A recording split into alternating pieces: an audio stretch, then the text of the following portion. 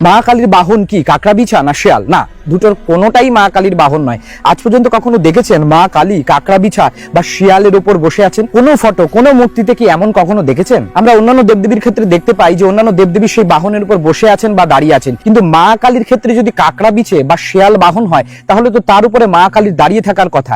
তাহলে মা কালীর বাহন কে? আসলে মা কালীর বাহন মায়ের পায়ের নিচেই আছে। হ্যাঁ, মায়ের পায়ের নিচে শায়িত শিব বা শুয়ে থাকা শিবই হচ্ছে মা কালীর আদতে বাহন।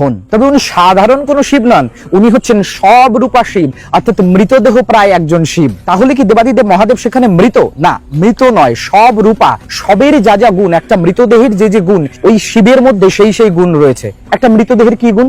একটা মৃতদেহের কোনো গুণ থাকে না, একটা মৃতদেহ হচ্ছে নির্গুণ। হ্যাঁ, মা কালীর নিচে শায়িত যে শিব তিনি নির্গুণ। একটা শবদেহের মধ্যে অহংকার, লজ্জা, ঘৃণা, উঁচু নিচু এসব কোনো কিছু ভেদাভেদ কোনো কিছুই তার মধ্যে থাকে না। আর এই শবদেহরূপী শিব তিনিও হচ্ছেন নির্গুণ, একই রকম। তার উঁচু নিচু, লজ্জা, ঘৃণা, ভয় কোনো কিছুই তার মধ্যে নেই। এই সবরূপা শিব যে দেবীর বাহন, এটাও কিন্তু একটা প্রতীক। জীবিত অবস্থায় মা কালীর যারা সাধক তারা নিজের হৃদয় থেকে কামনা, বাসনা, লোভ, অহংকার এগুলো সব দূর করে দিয়ে নির্গুণ হয়ে যেতে পারে বা সব দেহের মতন হয়ে যেতে পারে। আর সেটা যখনই হবে তখন মা তাকে নিজের পদতলে ঠাই দেবেন, এবং এটাই সাধকের চিন্তা যে মায়ের চরণে কি করে ঠাই পাবো। এই তথ্য জেনে আপনার যদি ভালো লাগে তাহলে ভিডিওটা শেয়ার করে এবং ফলো করে আমাদের পাশে থাকবেন। আর অবশ্যই কমেন্ট বক্সে লিখবেন জয় মা কালী।